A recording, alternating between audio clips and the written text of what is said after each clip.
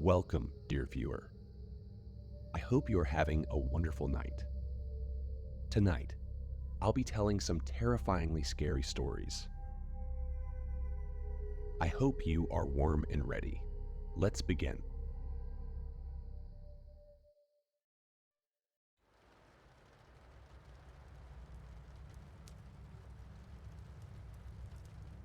This is probably the creepiest, most unexplainable thing that has ever happened to me.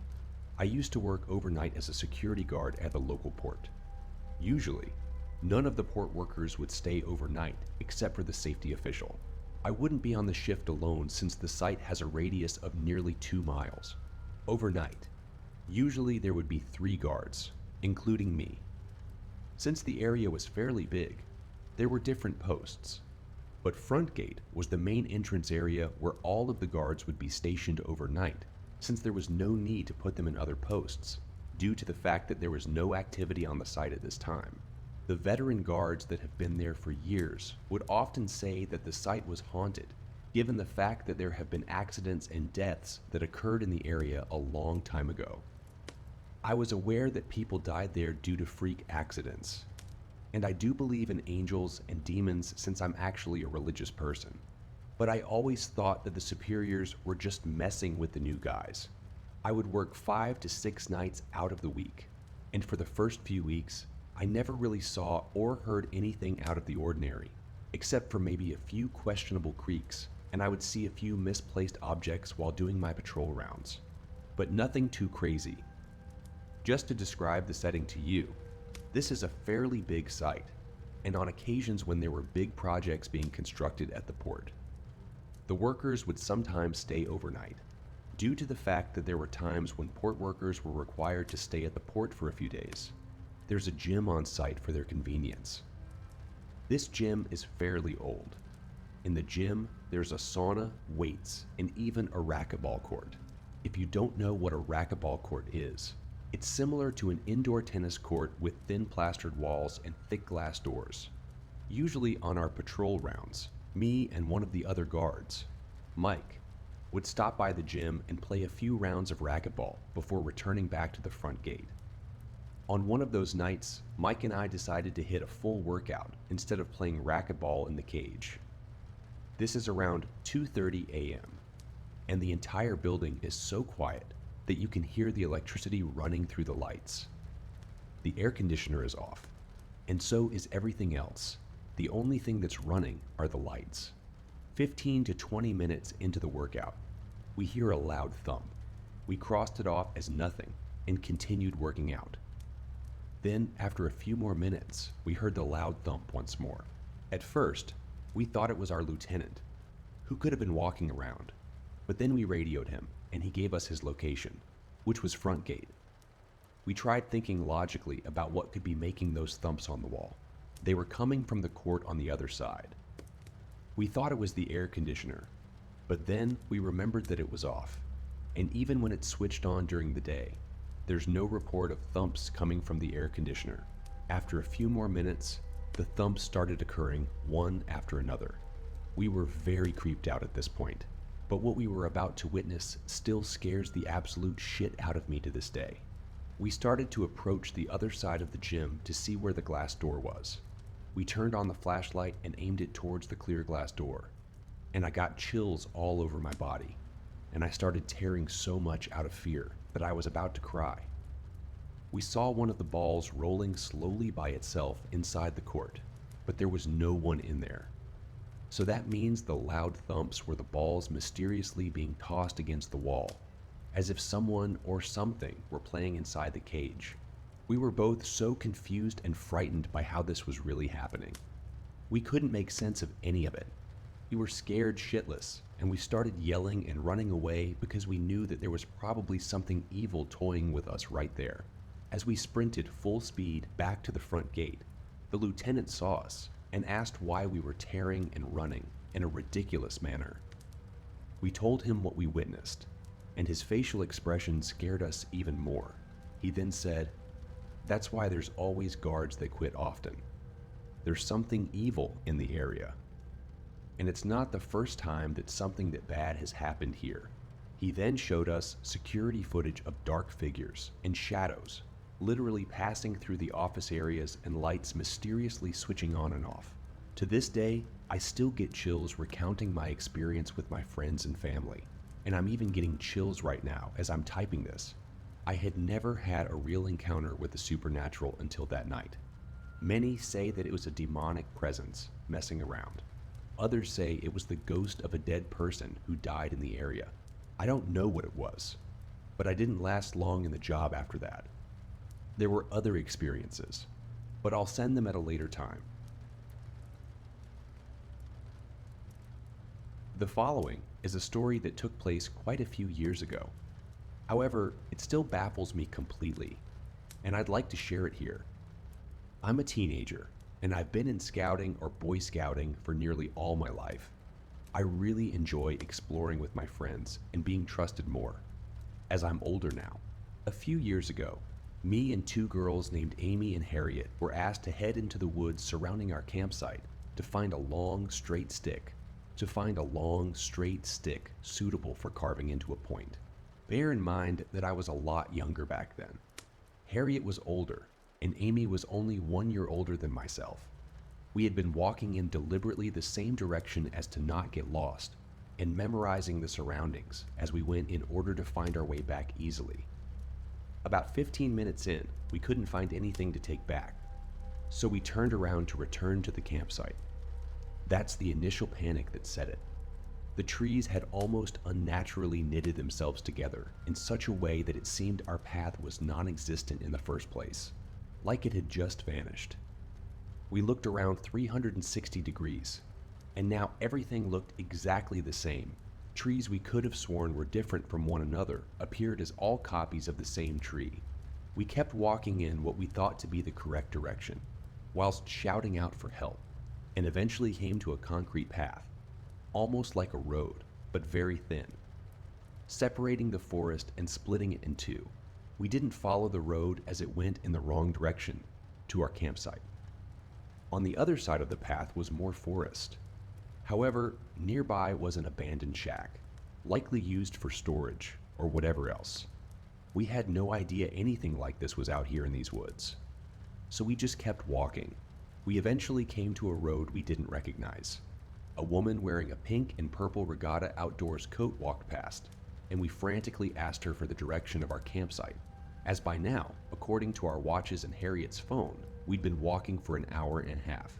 She said she had never seen us before, but she said there was another campsite in that direction. We followed her advice and eventually came back to our campsite. We frantically apologized for being so long and that we couldn't find anything.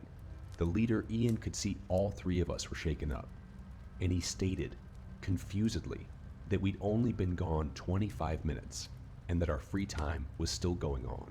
To this day, this baffles all three of us, as our free time was 40 minutes long and our watches and phones had said we'd been gone for hours. The forest we were lost in felt crushing and claustrophobic, like we had entered an area that the concept of time didn't apply to.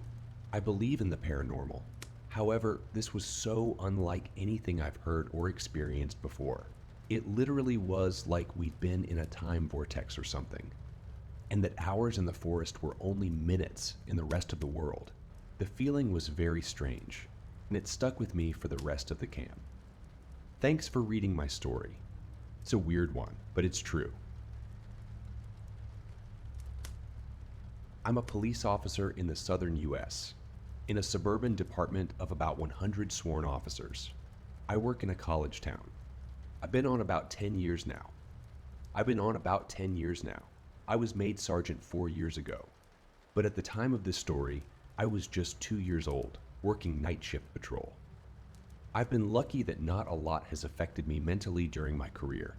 I don't have kids. That's how it gets to you, usually.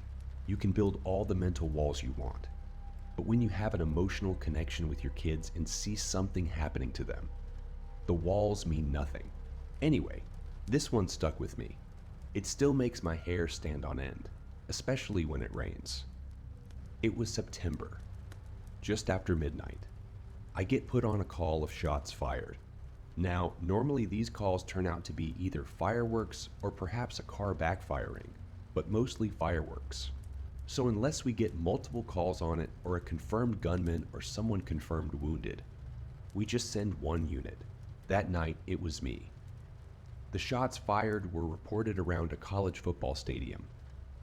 This was during football season, so there were a bunch of really big white tents set up all around the parking lots for tailgaters. I notified dispatch that I was on scene and started rolling through the parking lots, casting my spotlight here and there. It was raining pretty heavily and hard to see. About halfway through the lots, my spotlight illuminated the silhouette of a man sitting in a folding chair under one of those big tents. I pulled closer and lit him up, and I notified dispatch that I was out with one in the parking lot. His back was to me. He appeared to be hunched forward, as if his elbows were on his knees and his head was leaning forward. I walked towards him and started calling out to him. I can't remember exactly what I said, but something like, "Hey man, are you okay? Have you heard anything strange? Can you come talk to me?" He didn't move or answer. As I drew closer, I lit him up with my flashlight. I then noticed the outline of a shotgun on the pavement next to him. Combined with his not answering and the nature of the call, it was enough for me to break leather and have dispatch hold the channel. I kept calling to him as I approached, asking him to show me his hands, etc. 30 feet, 20 feet, 10 feet.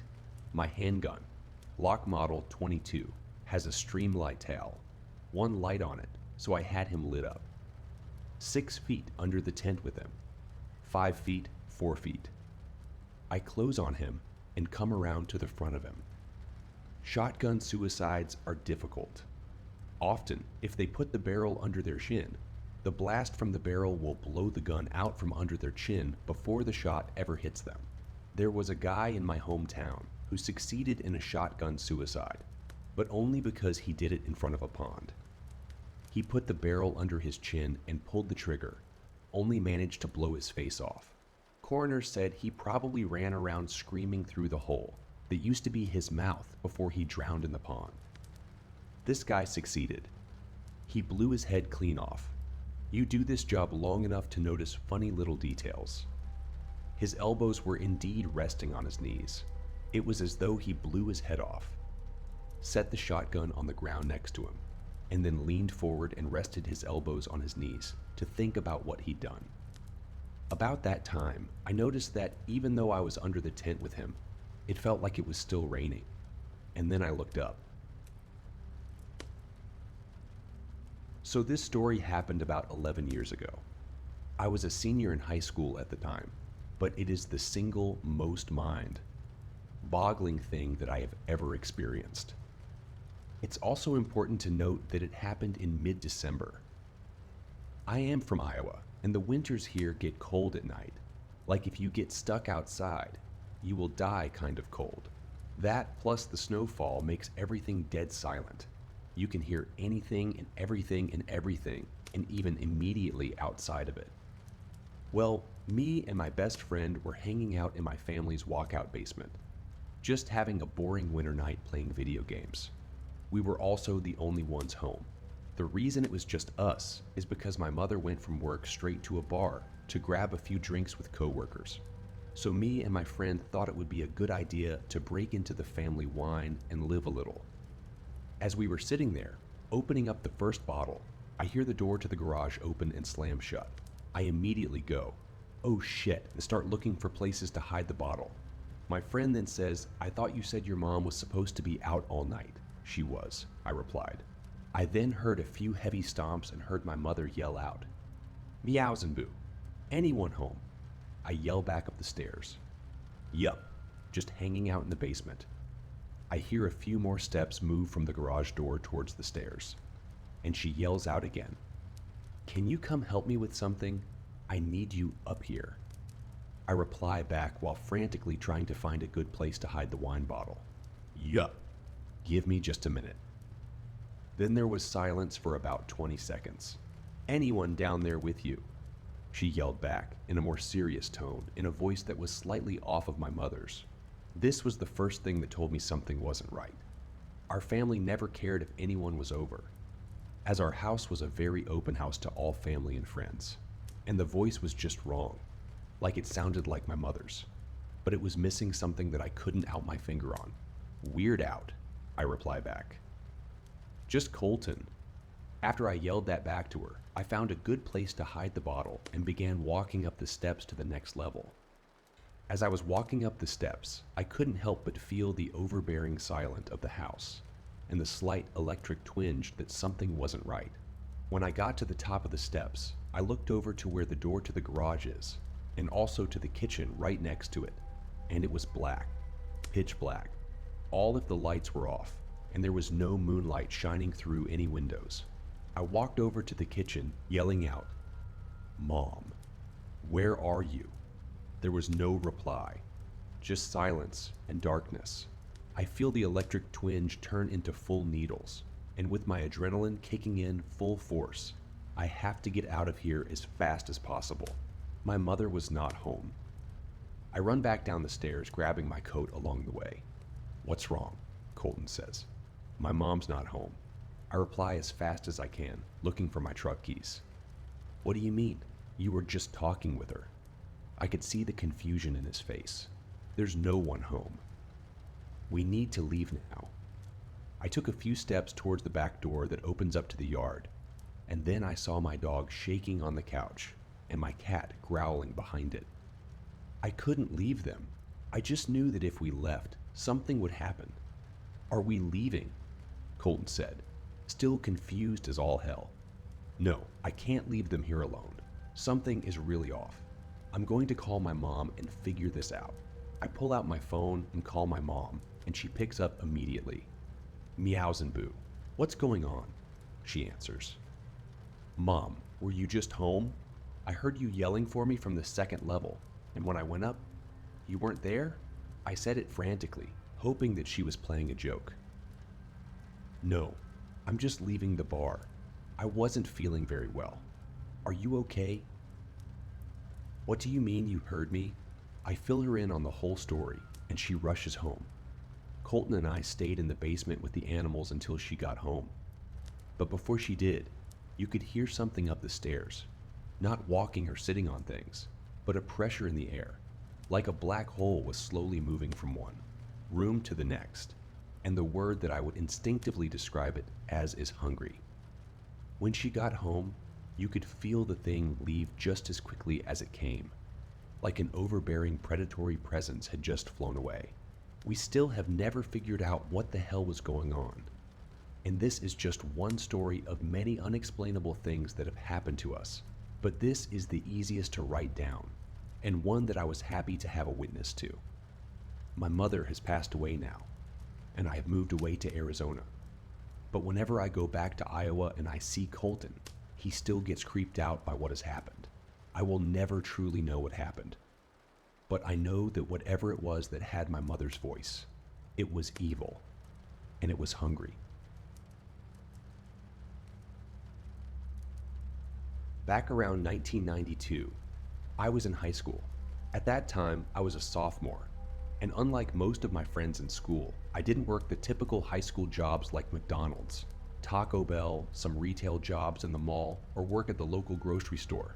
I was very good with my hands, and worked jobs like construction, demolition, flooring, and auto mechanics. All of my contacts, I worked under the table as I started working on some of these jobs at 14. It was beneficial for both of us, as I was only called in when needed, and I was the guy willing to only work evenings and weekends. One of my contacts worked on remodeling projects at restaurants, bars, retail shops, and typical commercial projects that we could only work on after hours. Like I said, that worked out for both of us because I went to school and would sometimes work after school or on weekends. For this one contact, it wasn't uncommon for him to leave me alone at a site and have a list of things for me to do alone, mostly demolition work. I did this while the other crew was doing the installation or remodeling work. I was the kid, but I had their respect because I did what I was supposed to do and did the work of a man without complaints. I got paid well, and in one night I could make more than my friends did working all week at McDonald's. In this one instance, I got a call from the guy I worked for, and he said he had a project for me and if I could work the following Saturday. I said, yeah, sure. He said, be sure to bring food and lots to drink as there was nothing nearby. I used to have a small cooler and would fill it with drinks like Coquis, Gatorade, or whatever, plus chips and a couple sandwiches. Back then, I could eat a whole pizza by myself and burn it all off. He picked me up that Saturday morning as I didn't have a car or license yet, so he would pick me up and drive me to sites for work and leave me alone there. I rarely worked with his other crews as they were the more skilled labor guys. I was just the tear-out kid. Here's the part that was my major downfall in this story. I didn't pay attention to where we were going. I was too busy talking to him, and I think we were talking about cars. You see, at the time my goal was to save up enough money to buy an old muscle car and rebuild it. It took a long time to arrive at the site. As we drove up, it was in the middle of nowhere. Now you may not think California has places like this, but back in the early 1990s, out in the Mojave Desert, yes, it was big plots of land and homes more than a few city blocks apart. I knew we left the highway and went down a few other 2-lane highways for a long distance.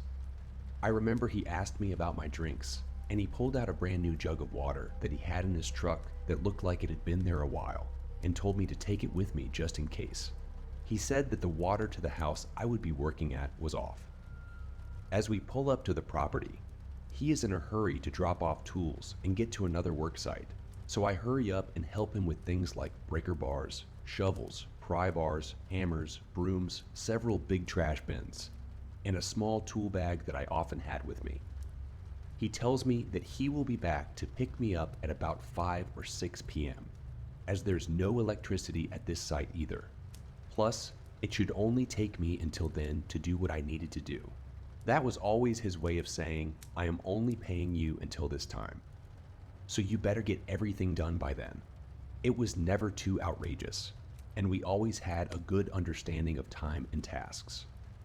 He drove away and I am at this property all alone. I walk into the house. It's mostly empty. My job was to remove all remaining furniture, contents, and appliances, remove all the flooring, gut the kitchen and bathrooms, and remove all of the wood paneling. This project was going to be like what we now call a flip. They were going to fix it up and sell it. Almost immediately, I got kind of spooked by the place. It was very odd. Now, mind you, I'm used to being on sites alone working all night. This was the daytime on a Saturday and bright outside. However, the house was old, dark, musty, and kind of cool inside, the kind of cool that gives you goosebumps.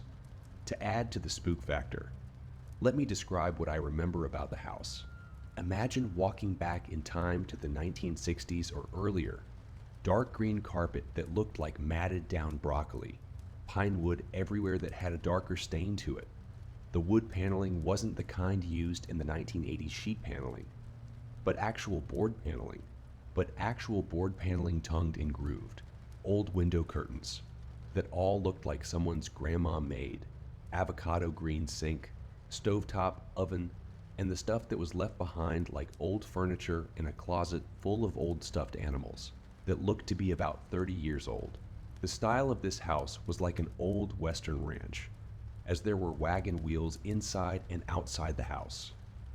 I had an old battery-powered radio, but could only get a few stations. I was just happy for the noise. I started removing all the junk from the house, and as I normally do on a project, if there wasn't a dumpster on site, I made a trash pile. I tore up all the flooring next. To my delight, everything seemed to come up with ease, and it was rip, cut, and toss. I took a big demo hammer to the kitchen and tore it apart in less than an hour. I ended up using that big jug of water that my boss had given me to wash my hands and face periodically. But by late noon, as most people who know the desert know, the dryness also starts to take moisture from you, especially if you are working in it. So by late afternoon, I was down to my last drink, and I had already eaten everything I brought. No worries, I thought the guys should be here in a couple hours to pick me up. As the time gets closer for them to arrive, I am all done with my tasks. I even sweep the entire place, and it's now ready for the rehab crew to get to work, making this place look modern. The time of year I was out here wasn't a typical hot desert day. But you know, in the desert, as soon as the sun goes down, it starts to cool rapidly. I had a flannel shirt, but that wasn't enough, and it was starting to get dark. This was the time before cell phones were common, and well, there was no electricity, water, or phone service in the house. I climbed up to get on top of the roof of the house to get a better look to see if I could see something in the distance, and what looked like miles down. I saw a smaller road that this dirt road led to, and a few homes. But those homes were all in the dark. My first thought was to hike down to a neighbor's house and ask them to use the phone. In the nearest house, no one was home, and this home also looked abandoned. If you remember, the early 90s were the start of a decline in the economy and a recession, so it wasn't uncommon for a lot of foreclosed homes to be tracked the market. I worked on a lot of those at that time. I started to think about my options as darkness fast approached. One was to stay at the house until morning, to hike with what little water I had a few miles in the dark Mojave night, to wait until early morning and hike out of there to some sort of civilization.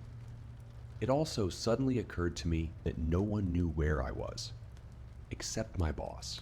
I don't know if he told anyone else where I was, and certainly my family wouldn't miss me until maybe Sunday night.